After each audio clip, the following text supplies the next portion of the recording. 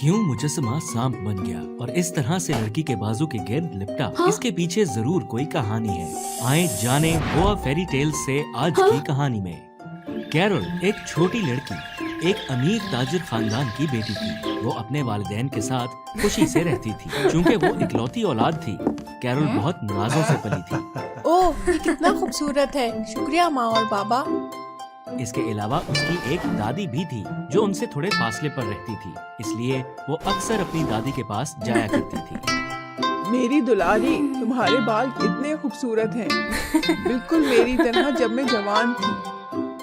क्योंकि वो बचपन से ही बहुत नाजों से पली थी, कैरोल बहुत चंचल और शरारती बन गई। उसे सहरा में अपनी बेहतरीन दोस्त असीसों के साथ ऊंट की सवारी करना बहुत पसंद थी। माँ और बाबा ने कैरोल को बहुत बार मशवरा दिया कि वो मेहनती बने और खानदान का काम अपनाए। कैरोल, तुम अब बच्ची नहीं रही। तुम्हें अब इस तरह खेल कूद नहीं करना चाहिए और कारोबार करना सीखना चाहिए। तुम्हारे बाबा ठीक कह रहे हैं। तुम्हें इनके साथ जाना चाहिए और सीखना चाहिए। अगर नहीं करोगी तो हमारी विरासत कौन संभालेगा? हाँ, मैं समझ गई। कैरोल ने बात को टालने के लिए हामी भर दी। वो फिर भी सीसू को चुपके से खेलने के लिए आने का कहती थी। उस दिन वो रंगे हाथों पकड़ी गई और उसे डांट पड़ी। कैरोल बैक वक्त गुस्से में और उदास थी। वो सीधा अपनी दादी के घर गई, मगर वो वहाँ ना मिली। दादी, कैरोल आपसे मिलने आई है। क्या आप घर पे हो? कैरोल बाग में खेलने गई। जब वो चल रही थी, उसे दादी के बाग में एक छोटा घर दिखाई दिया। उसे तजस्सुस हुआ कि दादी हमेशा दरवाजा बंद क्यों रखती है, इसलिए वो वहाँ देखने गई। जब उसने दरवाजा खोला, कैरोल हैरान रह गई क्योंकि वहाँ बहुत सी पुरानी चीजें पड़ी थीं। अरे, दादी के पास इतनी पुरानी चीजों से भरा कमरा है। मुझे कैसे नहीं पता चला कभी। जब वो उन्हें देख रही थी, उसका ध्यान एक कोबरा के मुजस्समे पर गया। कैरोल मुजस्समे को उठाने गई तो अचानक उसने हरकत की। वो सांप लंबा हुआ और कैरोल के हाथ के गिर्द लिपट गया, जिसे वो बिल्कुल हटा न सकी। कैरोल के हाथ के गिर्द लिपटने के बाद उसके गिर्द एक सफेद धुआं जमा हो गया, जो उसे एक और ही दुनिया में ले जाने लगा। कैरोल ने देखा कि धुएं के पीछे कोई देखी भाली सी एक बहुत बड़े काले साए से लड़ रहे हैं और वो साया उसे खाने वाला है। कैरोल डर के मारे चिल्लाई। धुआं गायब हो गया और वो असल दुनिया में वापस आ गई। उसने अपने चेहरे से पसीना साफ किया और एकदम चौंकी क्योंकि दादी उसके पीछे खड़ी थी। कैरोल के हाथ के गिर्द सांप देखकर वो किसी सोच में पड़ी। फिर वो कैरोल को वापस घर ले आई।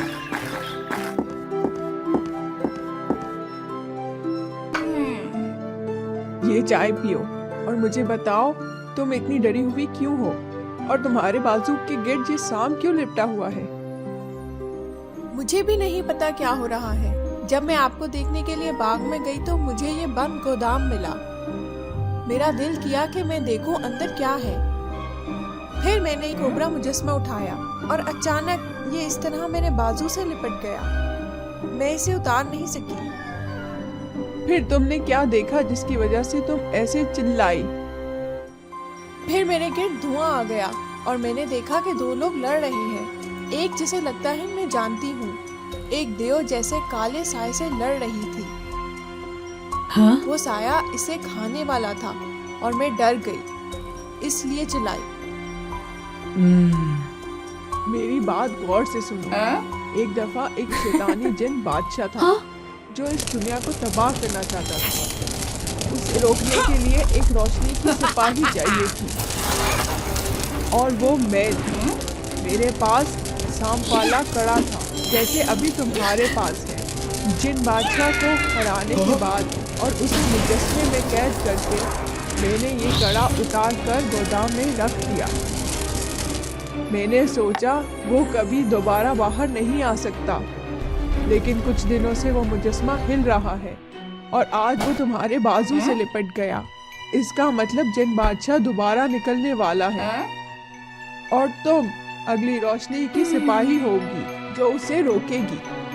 मैं बहुत खुश हूँ कि तुम चुनी गई हो, लेकिन मैं फिक्रमंद भी हूँ कि तुम बहुत छोटी हो और जिन बादशाह बहुत ताकतवर। तुम यहाँ बैठो और रुको जरा। इसके बाद दादी ने कैरोल को रुकने का कहा। फिर अपने कमरे में गई और एक छोटी तलवार लाई। इस तलवार में हिफाजत की बरकत है। ये मेरा हथियार होता था। अब मैं तुम्हें देती हूँ। अब से तुम्हें हर रोज यहाँ आना है ताकि मैं तुम्हें इसे इस्तेमाल करना सिखा सकूं। रही बात इस सांप के कड़े की, ये तुम्हें शैतानी मंत्रों और चीजों से बचाएगा, इसलिए किसी को ये छूने न देना, ना ही इसे खुद उतारने की कोशिश करना, समझी? कैरोल ने दादी की बात मानी। वो हर रोज उसके घर सीखने के लिए आई ताकि जिन बादशाह की वापसी के लिए तैयार हो, क्योंकि वो कभी भी बाहर आ सकता था। कैरोल ने अपनी दादी के साथ बहुत मशकें की, लेकिन वो अभी भी एक खेल कूद करने वाली बच्ची थी। तो जब भी दादी बाहर जाती, वो असीसू को ऊंट की सवारी करने के लिए दोबारा बुला लेती। एक दिन जब दोनों ऊंट की सवारी कर रही थी, तो रेत का तूफान आ गया। असीसू, वहाँ एक गार है, चलो तूफान से बचने के लिए वहाँ चलें। ठीक है, चलो अभी चलें। गार छोटा लग रहा था पर बहुत गहरा था। दोनों सहेलियां अंदर जाती रहीं जब उन्हें एक पत्थर का दरवाजा मिला। दिलचस्पी की वजह से वो अंदर चली।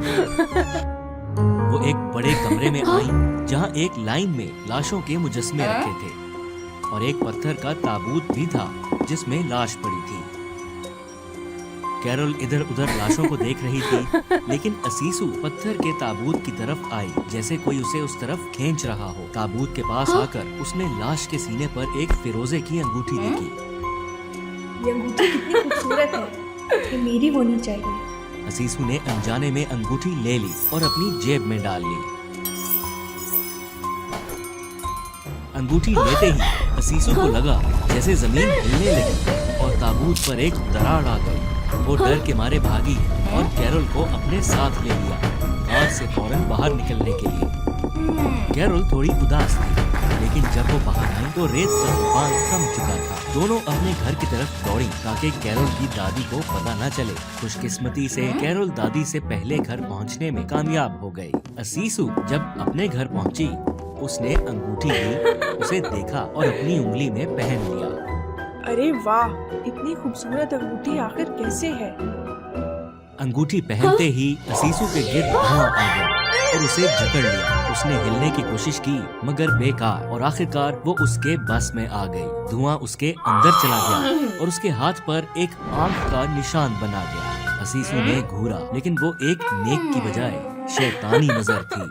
हुआ यूं कि जब उसने अंगूठी ली, असीसू ने गलती से जिन बादशाह की रूह आजाद कर दी, जिसने उसे अपने बस में कर लिया। जिन बादशाह जानता था कि कैरोल अब रोशनी की सिपाही है, तो उसे खत्म करने का तरीका सोचना शुरू कर दिया। कुछ देर सोचने के बाद उसने एक मंसूबा बनाया।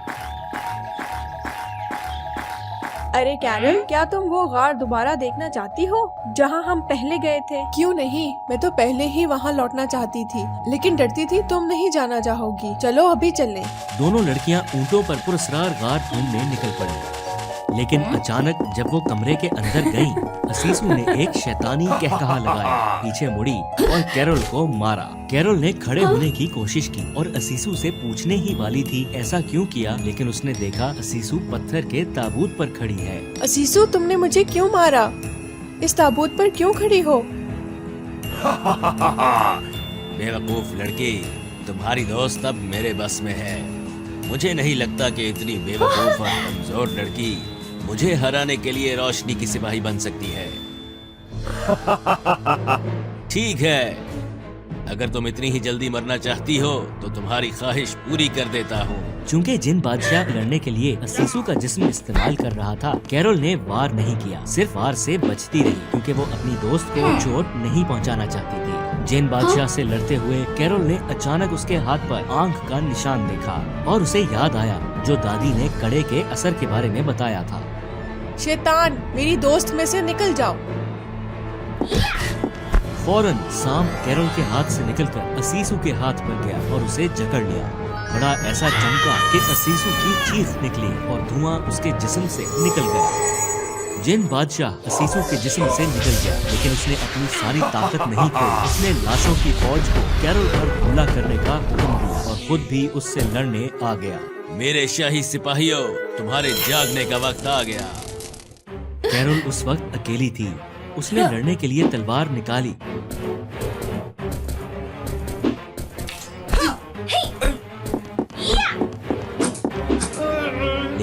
अकेली जिन बादशाह और पूरी फौज से नहीं लड़ सकती थी।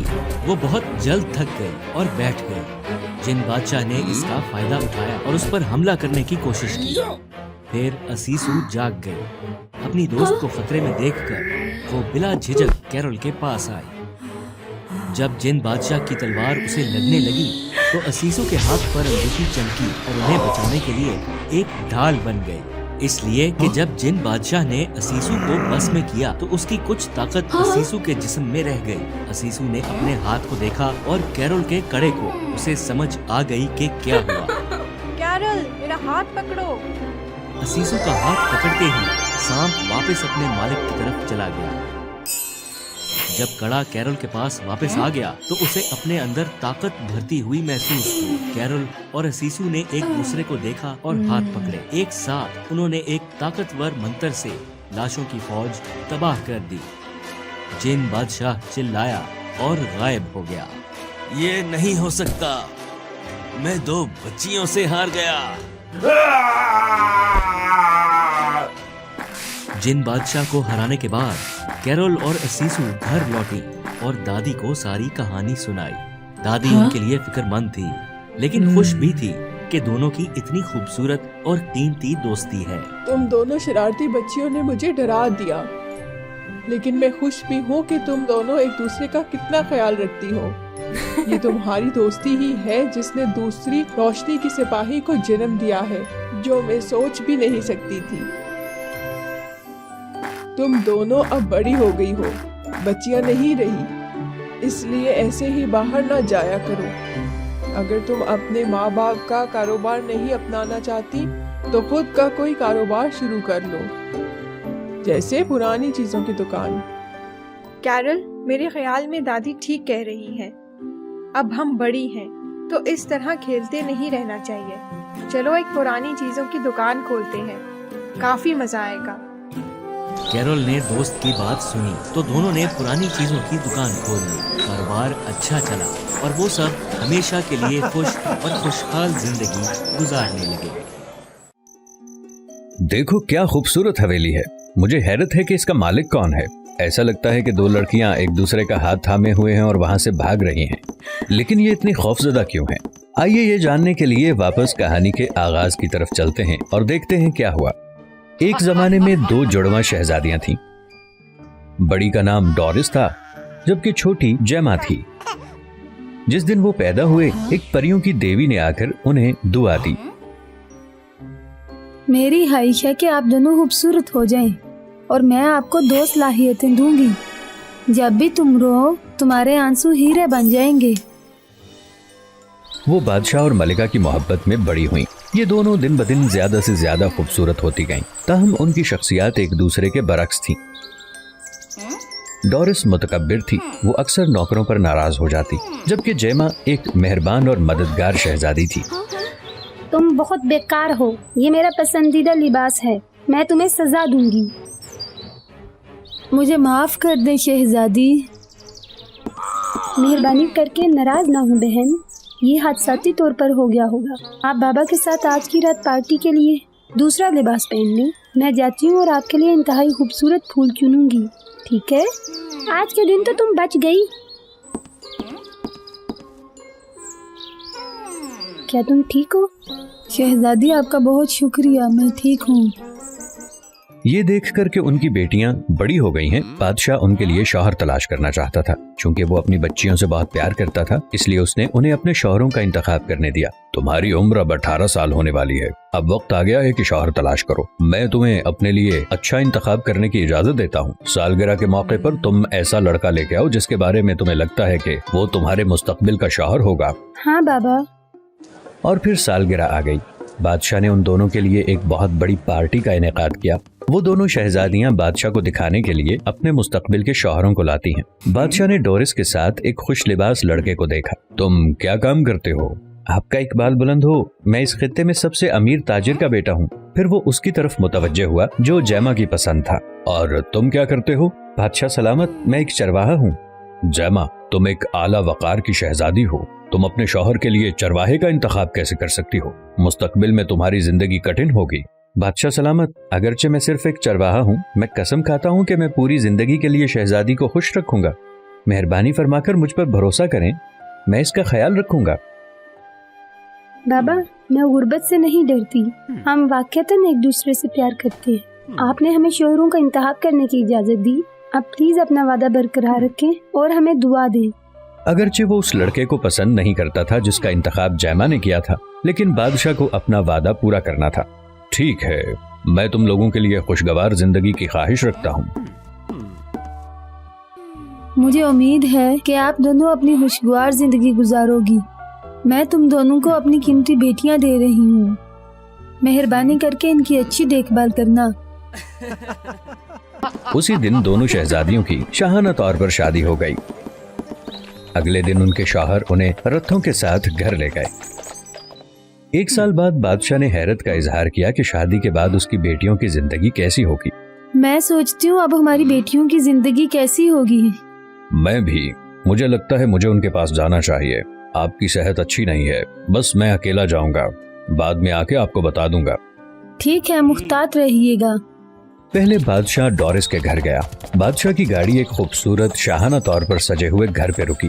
उस हवेली पे डोरिस के कुंबे ने बादशाह का खैर मकदम किया। ऐसे लगता था कि वो पहले से भी ज्यादा अमीर हो गए हैं। डोरिस के शौहर ने कहा, आप पहले ही हमें बताए बगैर आए थे, लिहाजा हमारे पास आपके दौरे की तैयारी के लिए ज्यादा वक्त नहीं था। मेहरबानी करके हमें माफ कर दीजिएगा बाबा। ये ठीक है, बल्कि बहुत ज्यादा है मेरे लिए। ये देखकर कि डोरिस खुशहाल जिंदगी गुजार रही थी, बादशाह खुश हुआ और वहाँ से चला गया। फिर वो जैमा के घर आया। जैमा इतनी दौलतमंद नहीं हो सकती जितनी उसकी बहन, लेकिन कम से कम उसकी जिंदगी मुश्किल नहीं होगी। बेहतर जिंदगी गुजारने के लिए उन्होंने हीरे फरोख्त कर दिए होंगे, लेकिन ये उसकी तवक्कुआत के मुताबिक नहीं था। बादशाह ने देखा कि उसकी बेटी एक छोटे से घर में रह रही है। नाराज बादशाह जैमा से पूछने लगा, बाबा, आप मुझे बताए बगैर क्यों आ गए? अगर मैंने आपको पहले बता दिया होता तो मैं आपको इस तरह की नाकिस सूरत हाल में कैसे देख सकता। उस वक्त जैमा का शौहर घर आया। ये देख कर के बादशाह नाराज है, वो उसे सलाम करने आया। बाबा, आप हमसे मिलने आए थे, बराह करम अंदर आए, हम आपके लिए रात का खाना बनाएंगे। कोई जरूरत नहीं, मुझे तुमसे ये पूछना है, मैंने तुम्हें अपनी बेटी दी, तुमने इसकी जिंदगी इतनी मुश्किल कैसे कर दी? बेहतर जिंदगी को यकीनी बनाने के लिए मेरी बेटी के चंद आंसू काफी होंगे। बाबा, मैं इसके बारे में आपसे इत्तफाक करता हूँ, लेकिन मैं वाकईतन जो चाहता हूँ वो ये है कि जैमा मेरे साथ रहती है तो वो खुश रहेगी। मैं इसको रोता देखकर खड़ा नहीं हो सकता। हाँ बाबा, ये वही जिंदगी है जो मैंने मुंतहिब की है और मैं अपने फैसले से खुश हूँ। ठीक है, फिर ये तुम पे मुनहसर है, मैं कुछ भी नहीं कहूँगा। अगरचे जैमा का कुंबा गरीब था, लेकिन वो सब वाकई एक दूसरे से प्यार करते थे। हर रोज शौहर भेड़ को सुबह सवेरे चराने ले जाया करता और जैमा भेड़ के ऊन से घर पर ही नर्म कपड़े बुनती। फिर वो उन्हें फरोख्त करने बाजार में ले गई। उसकी महारत की बदौलत तमाम मसनूआत आला मयार की थी। उसके धीमे रवैये ने सबको उसका गर्विदा बना दिया। जैमा के तमाम कपड़े बड़ी तेजी से फरोख्त हो गए। जल्द ही बाद में उनकी जिंदगी में ज्यादा दौलत आ गई। उन्होंने एक बड़ा मकान तामीर किया और मजीद मवेशी खरीदे। उनकी जिंदगी अब हंसी खुशी बसर हो रही थी। लेकिन हैरत की बात यह है कि हालिया साल में जैमा की आंखों में अक्सर बिला वजह तकलीफ होती।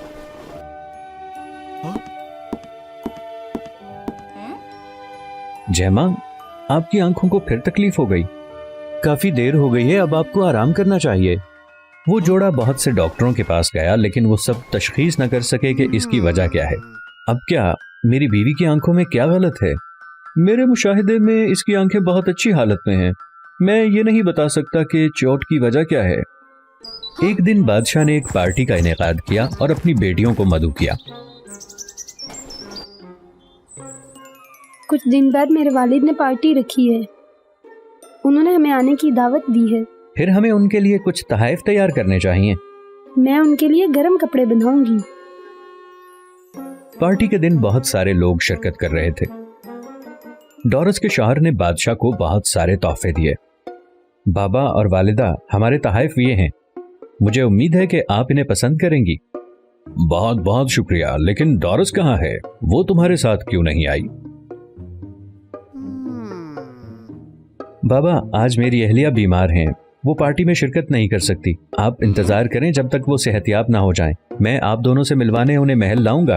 अब जेमा की फैमिली की बारी थी। उन्होंने बादशाह को वो तोहफा दिया जो उन्होंने खुद बनाया था। बाबा, ये वो कपड़े हैं जो हमने भेड़ों से बनाए थे, जिनका हमने भी खुद ख्याल रखा था। मुझे उम्मीद है ये कपड़े इस साल सर्दियों में आप और माँ को गर्म रखेंगे। इस महल में मेरे पास ऐसा बहुत कुछ है, वैसे भी बस इन्हें वहां ले जाएं।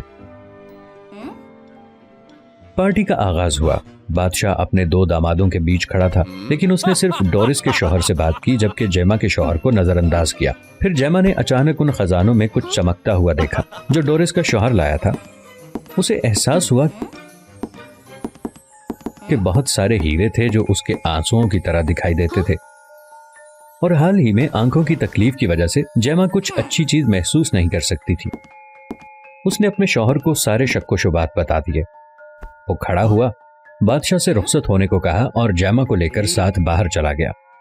मुझे लगता है ये हीरो डॉस का आंसू है और मेरी आंखों में बिला वजह तकलीफ हो रही है। मुझे लगता है वो परेशान है। अगर आपको ऐसा लगता है तो हमें वहां जाना चाहिए। हाँ, अब चलते हैं। दोनों शौहर और बीवी उसका पता करने के लिए डोरिस के घर आए, लेकिन उन्हें अंदर जाने की इजाजत नहीं थी। मुझे अफसोस है राजकुमारी, लेकिन मास्टर के हुक्म के बगैर मैं आपको अंदर नहीं जाने दे सकता। मैं सिर्फ उससे मिलना चाहती हूँ। क्या मैं जा सकती हूँ? मास्टर के हुक्म के बगैर हम कुछ और नहीं कर सकते। गार्ड्स की रोकथाम से पहले उन्हें रुखसत होना पड़ा। उनका शक बढ़ता जा रहा था और वो एक मंसूबा लेकर आए थे। मुझे लगता है वो कुछ छुपा रहे होंगे। अब हम कैसे अंदर जा सकते हैं? मुझे भी वही महसूस होता है। यहाँ मेरे पास एक मंसूबा है। जेमा के शौहर ने दाखिल होने के लिए दीवार पर चढ़ने की कोशिश की, लेकिन जब उसने जमीन को छुआ तो गार्ड को पता चल गया। अरे गुस्ताख, पकड़ो इसे। गेट पर मौजूद दोनों मुहाफिज उसे पकड़ने के लिए अंदर भागे। बाहर से जेमा ने देखा कि वहां कोई नहीं है तो वो अंदर चली गई। जेमा डोरिस की हवेली के अंदर गई। उसने थोड़ी देर के लिए तलाशी ली, लेकिन डोरिस कहीं नहीं थी। अचानक उसने देखा कि एक नौकर ने तहखाने से हीरों की ट्रे उठा रखी थी। जेमा को एहसास हुआ कि वो उसकी बहन के आंसू हैं। वो हीरे डोरिस के आंसू हैं। उन्हें वहां रखना चाहिए। फिर उसने देखा कि डोरिस एक तंग सेल में बैठी हुई थी। डोरिस, मैं जेमा हूँ। तुम्हें क्या हुआ? तुम यहाँ क्यों बंद हो? डोरिस ने जेमा की आवाज सुनी। उसने ये ढूंढने की कोशिश की कि आवाज कहाँ से आई है। जेमा, क्या ये तुम हो? लेकिन तुम यहाँ कैसे? अगर मेरे शोहर को पता चल गया तो तुम्हें खतरा होगा। हाँ, ये मैं हूँ बहन। तुम्हारा शोहर महल में पार्टी में गया है। उसने तुम्हारे साथ क्या किया? ओ, ये तुम्हारी आंखों को क्या हुआ? डोरिस ने बताया कि क्या हुआ। 2 साल पहले मेरे ससुर बीमार हो गए और उनका इंतकाल हो गया। उन्होंने अपना सारा माल मेरे शोहर के पास छोड़ा। लेकिन डोरिस का शौहर एक बेकार आदमी था। उसने कुछ नहीं किया, लेकिन वो सिर्फ अपने दोस्तों के साथ खाना खाता या खेलता। फिर उन्होंने एक साथ जुआ खेला। कुछ ही वक्त बाद घर के तमाम असासे यूं ही फरोख्त हो गए। पहले तो वो अफसोस का इजहार करता था, फिर उसने हीरों के लिए रोने की दरखास्त की। डोरिस को ऐसा करने के लिए उसने बहुत तंग किया। प्लीज मुझे नई शुरुआत का एक मौका दो। मैं वादा करता हूँ तुम्हें मायूस नहीं करूंगा। ठीक है, मैं तुम्हें ये मौका दूंगी। लेकिन सच ये था कि वो बदला नहीं था। डोरिस को एहसास हुआ कि वो उसका फायदा उठा रहा है। उसने वापस महल जाने का फैसला किया। मैंने आपको बहुत मौके दिए हैं, लेकिन आप तब्दील नहीं हुए। मैं ये चाहती हूँ कि आप ऐलान करें मैं यहाँ नहीं रहूंगी। मैं वापस महल में जाऊंगी। मुझे अफसोस है डोरिस, वजह यह है कि मैं बासलाहियत शख्स नहीं हूँ, इसलिए मेरा कारोबार कामयाब नहीं हुआ। सिर्फ ये आखिरी मौका, मैं तुम्हें मायूस नहीं करूंगा। अब मैं दूसरा मौका नहीं दूंगी। अचानक उसने अपना रवैया तब्दील किया और डोरिस को बखेर दिया। तुम्हें हिलने की इजाजत कौन देता है? मैं तुम्हें यह बताऊं, मुझे कारोबार करना पसंद नहीं है। तुम्हारे आंसुओं के साथ हम बिल्कुल काम किए बगैर खुशहाल जिंदगी गुजार सकते हैं। हमें सख्त मेहनत क्यों करनी होगी? मुहाफिज, इसे तारीक कमरे में लॉक कर दो। मेरे ऑर्डर के बगैर किसी को भी इससे मिलने की इजाजत नहीं। अगर तुम जिंदा रहना चाहती हो तो मेरे लिए हीरे बनाओ। तुम्हारी हिम्मत कैसे हुई? मेरे बाबा को पता चला तो वो तुम्हें कभी माफ नहीं करेंगे। मुझे यहाँ बहुत वक्त से रखा गया था। अगर उसे हीरा ना मिलता, वो नौकर को खाना नीचे नहीं लाने देता था। मैं इतनी बार रोई हूँ कि मेरी नजर खत्म होने वाली है। वो बहुत जालिम है। मैं तुम्हें कैसे बचा सकती हूँ? कुछ देर बाद यहाँ 2 नौकर आएंगे। उनके पास चाबी है। फिर जैमा को एक मंसूबा सूझा। चलो उनकी तवज्जो से बचें। अपने कपड़े मुलाजमों से तब्दील करें और यहाँ से निकलने की कोशिश करें। जैमा ने डोरस को तहखाने से बाहर निकाला। उन्होंने अपने सर झुकाए ताकि कोई उन्हें पहचान न सके। अचानक गार्ड को नौकरानियों के साथ कुछ गलत महसूस हुआ। वो उनके पास आया। ये थाम लो। डोरिस, हमें दौड़ना है। उठाना बंद करो। शहजादी डोरिस फरार हो गई है, इसे रोको। उन दोनों ने हवेली छोड़ी, लेकिन डोरिस की आंखें कमजोर थीं, इसलिए वो ठोकर खाकर नीचे गिर गई। मुहाफिज उनका पीछा कर रहे थे। बस अब जैमा को मालूम नहीं था कि क्या करना है। उसने दूर से जोर का शोर सुना। पता चला कि मुहाफिजों से फरार होने के बाद जैमा का शौहर मवेशियों के घर में घुस गया है। फिर उसने उन सबको छोड़ने के लिए दरवाजा खोला। मवेशियों ने तमाम मुहाफिजों को निशाना बनाया। इसका फायदा उठाते हुए जैमा और उसके शौहर ने डोरिस को खड़े होने और फरार होने में मदद दी। वो एक तैयार रथ पर चले गए और महल की तरफ रवाना हो गए। जब वो महल पहुंचे तो डोरिस के शौहर को कुछ मालूम नहीं था जो कुछ उसके घर पर हुआ था। वो अभी भी बादशाह के साथ मीठी बातें कर रहा था। डोरिस को देखकर उसका शौहर खौफजदा हुआ। जैमा ने बादशाह को बताया कि क्या हुआ। ये सुनकर वो गुस्से में आ गया। तुम्हारी हिम्मत कैसे हुई? मुहाफिजों ने उसको फांसी के दिन तक जेल में डाल दिया। मेहरबानी करके मुझे माफ करो बादशाह सलामत, मैं अपनी गलती तस्लीम करता हूँ। हर एक अफसुर्दा था क्योंकि डोरिस अब देख नहीं सकती थी। मेरी बेचारी डोरिस, मेरी ख्वाहिश है कि तुम दोबारा देख सको। अचानक एक रोशनी आई। फिर कोई आदमी वहां से बाहर निकला। ये परी देवी माँ थी। मैं जानती थी क्या हुआ और जैमा की ख्वाहिश को सुना। मैं डोरिस को दोबारा देखने में मदद करूंगी अगर आप आंसू से हीरे बनाने की अपनी सलाहियत का तबादला कर लें। मुझे कबूल है, क्योंकि मुझे सिर्फ मामूल की आंखें चाहिए। परी देवी ने एक जादू किया। जब लाइट्स खत्म हो गईं, डोरिस ने आहिस्ता आहिस्ता आंखें खोली। मैं अब सबको देख सकती हूँ। बादशाह खुश था और उसे अपनी गलती का एहसास था। मुझे अफसोस है मेरी प्यारी बेटियों, मैं इतना बेवकूफ था। मुझे एहसास नहीं था कि सबसे बड़ा असासा सख्त मेहनत और सच्ची मोहब्बत है, ये बेमानी खजाने नहीं।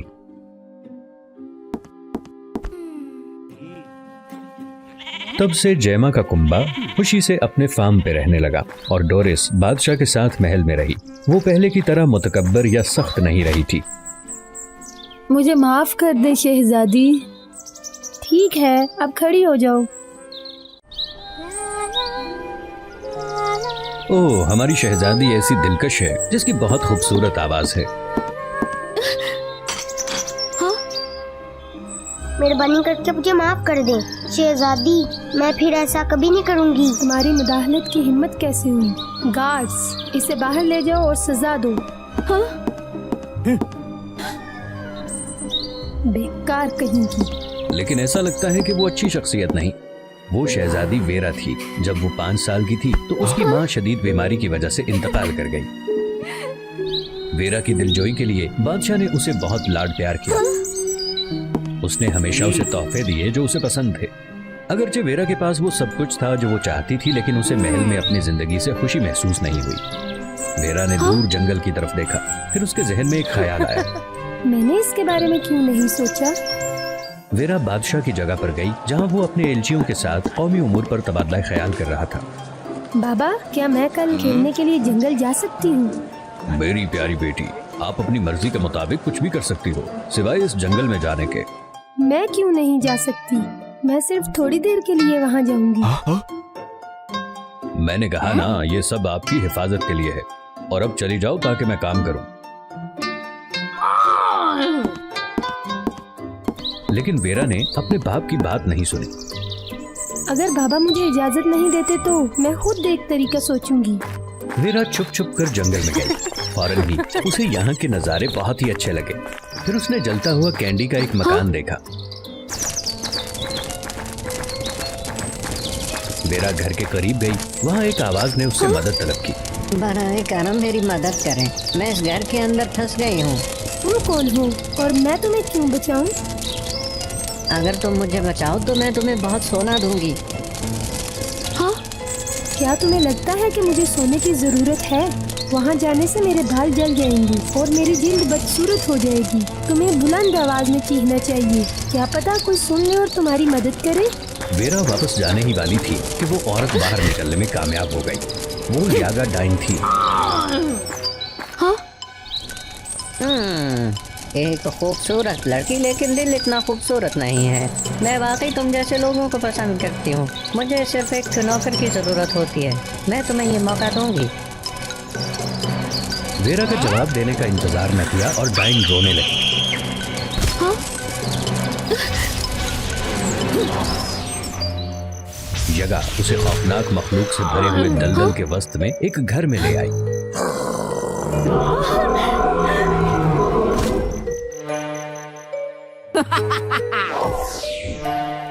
घर के अंदर के नजारे ने वाकई सबको खौफजदा कर दिया। तुम अपनी रूह की तरह बदसूरत हो जाओगी और ये घर तुम्हें हमेशा के लिए यहाँ रखेगा। उसके बाद उसका चेहरा तब्दील होने लगा। फरार होने की कोशिश करोगी लेकिन कुछ नहीं होगा। मैं यकीन दिलाती हूँ, अगर तुम मार से बचना चाहो तो मेरी अच्छी तरह खिदमत करो। कभी ये सोचना भी मत, मेरे बाबा जल्दी यहाँ आएंगे और तुम्हें तबाह कर देंगे। ठीक है, आओ देखते हैं तुम कितनी सख्त हो सकती हो। उसको ठंडा करने के बाद जादूगरनी उसे एक पुराने कमरे में ले गई और दरवाजा बंद कर दिया। मुझे जाने दो, मैं तुम्हें हुक्म देती हूँ। थोड़ी देर चीखने के बाद वेरा को थकावट महसूस हुई। वहाँ पर एक आवाज आ रही थी। छोटी बच्ची, क्या तुम ठीक हो? वेरा ने देखा और आसपास तलाश किया। ओ बदबूदार मखलूक, मुझसे दूर हो जाओ, कितने नागवार हो। आधी रात तक वेरा को भूख लग गई। मैं कभी भी ये खौफनाक डिश नहीं खाऊंगी। अगले दिन डाइन दोबारा वेरा से मिलने आई। ये देखकर कि वो अभी भी सख्त है, जादूगरनी ने उसे दोबारा मारा। शाम को उसके बिस्तर पर एक बार फिर रोटी थी। कई दिन तक यही सिलसिला रहा। पहले तो वेरा को हमेशा यकीन था कि उसके वालिद आकर उसे बचा लेंगे, लेकिन एक तवील वक्त के बाद वो उम्मीद से महरूम होना शुरू हो गई। बाबा, आप मुझे बचाने के लिए क्यों नहीं आए? मुझे नहीं पता ये रोटी मेरे लिए कौन लाता है। हो सकता है ये वही हो जिसको मेरा बहुत ख्याल हो। अगली शाम वेरा को ये जानने के लिए दिलचस्पी थी कि रोटी कौन लाता है, लिहाजा वो इंतजार कर रही थी। बाद में एक कोने से एक छोटी सी आवाज आई। हाँ?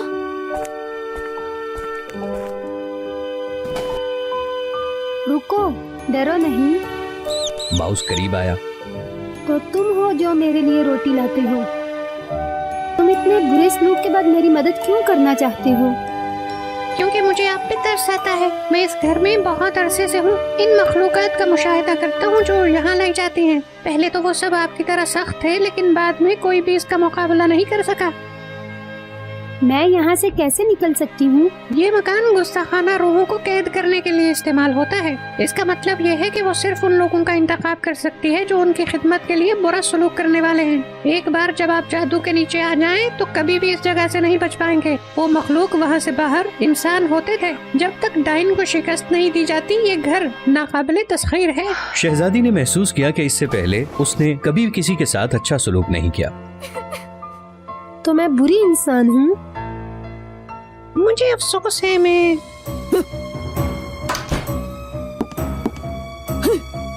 तो ये वो माउस ही था जो तुम्हारे लिए खाना लेकर आता था। ताज्जुब की बात नहीं कि वो तुम्हारे लिए इतना लचकदार क्यों है। मुझे इसे मारने दो, फिर देखो ये कितना सख्त हो सकता है। आप मेहरबानी करके इसे माफ कर दें। तुम नहीं चाहती कि मैं तुम्हारी खिदमत करूं? अगर माउस को माफ कर दो तो मैं ये करूंगी। ठीक है, मुझसे माउस की जिंदगी को बचाने के लिए कह रहा है। ठीक है, मैं इसकी जिंदगी को बचाऊंगी और तुम मेरे लिए काम करोगी।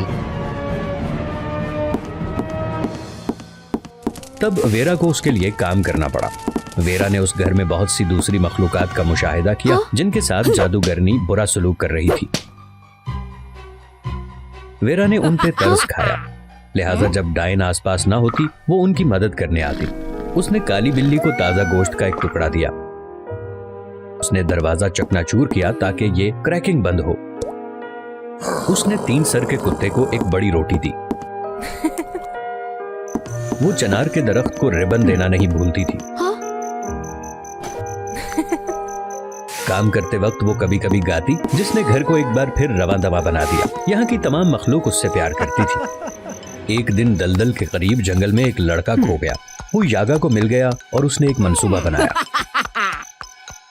मुझे नहीं मालूम इस जंगल से कहां से बचना है। मुझे एक नया नौकर मिल गया।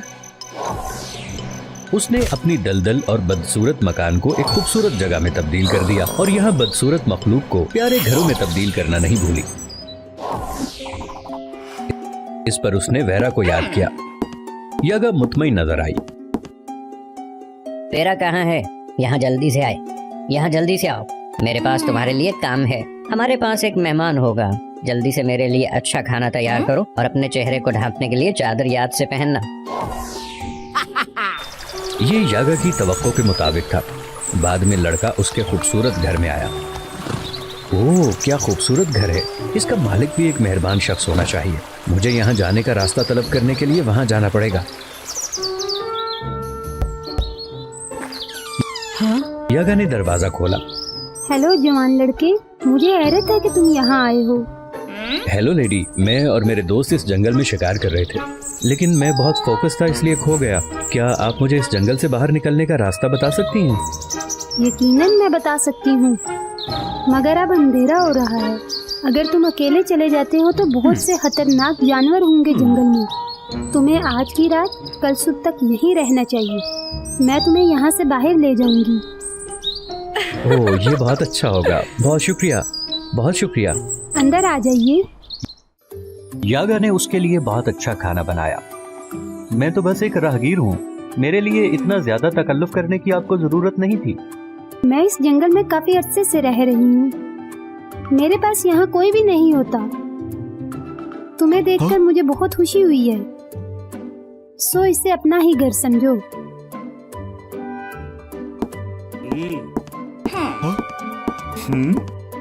ये लड़की कौन है और इसने अपना चेहरा क्यों छुपाया हुआ है? ये मेरी पुरानी नौकरानी है। इसका चेहरा बहुत बदसूरत है, इसलिए ये नहीं चाहती कि कोई इसे देखे। खैर छोड़ो, इससे पहले कि खाना ठंडा हो जाए, चलो खाते हैं। खाने के बाद यागा उसे एक कमरे में ले गई। तुम आज इस कमरे में आराम कर सकते हो। बहुत शुक्रिया, आप बहुत मेहमान नवाज हैं।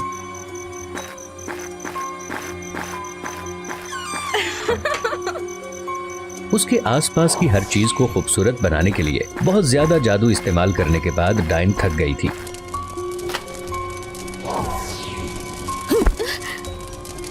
तुम सारी रात यहाँ रहो और इसे एहतियात से देखो। कल मेरी बहन आएगी और हम इसकी रूह जमा करेंगे। जी हाँ मैडम।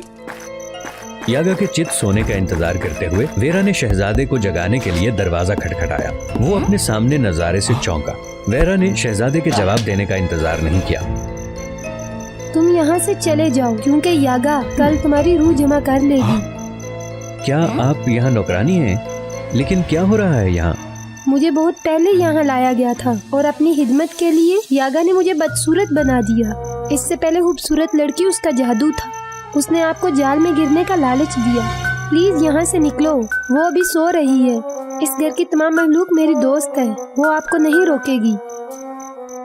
लेकिन तुम्हारा क्या होगा?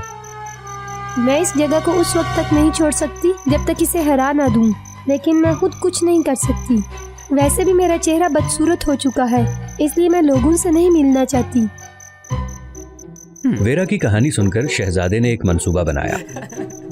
मेरे पास एक मंसूबा है। आपको सिर्फ अगले दिन वेरा ने सूप का एक बड़ा बर्तन पकाया। उसकी खुशबू इतनी अच्छी थी कि डायन को सूंघने के लिए उसके करीब आना पड़ा। अचानक बिल्ली कहीं से घुस गई जिसने यागा को चौंका दिया। वो मुड़ी फौरन ही बिल्ली ने उसके चेहरे पर छलांग लगाकर उसे नोच डाला। सूप गर्म था, उसने दर्द से छलांग लगाई। फिर उसने दरवाजे के पास पानी की एक बाल्टी देखी, लेकिन वो नहीं जानती थी कि वेरा ने उसे किस मकसद के लिए वहां रखा है। दरवाजे ने इसका फायदा उठाया। तुम्हारी हिम्मत कैसे हुई? रुको रुको बुरे कुत्ते, रुक जाओ। उस वक्त शहजादा पहले ही दरख्त के पीछे छुपा हुआ था। उसने दिखाया और डायन को खत्म कर दिया।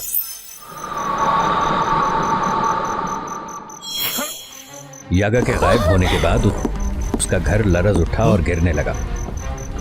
शहजादे ने अपना हाथ उसकी समत बढ़ा दिया। अब आप आजाद हैं।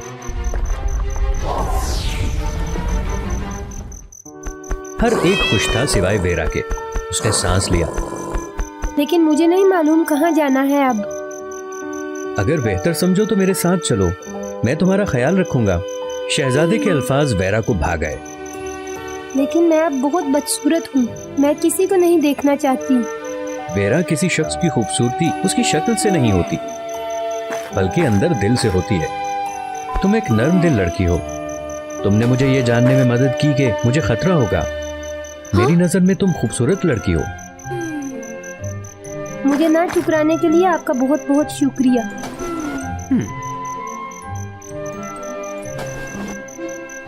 अचानक कुछ हुआ। वेरा, तुम बहुत खूबसूरत हो। शुक्रिया शहजादे। इस बार दूसरी तमाम मखलूकात दोबारा इंसान बन गए। शहजादा बादशाह के इस्तकबाल के लिए उसे घर ले आया। उन्होंने खुशी से एक दूसरे को गले लगाया। पता चला वो लड़का हमसाए मुल्क का शहजादा था। उसकी शादी वेरा से हो गई और शादी का जश्न मनाया गया। वो सब हमेशा के लिए खुशी खुशी एक साथ रहने लगे।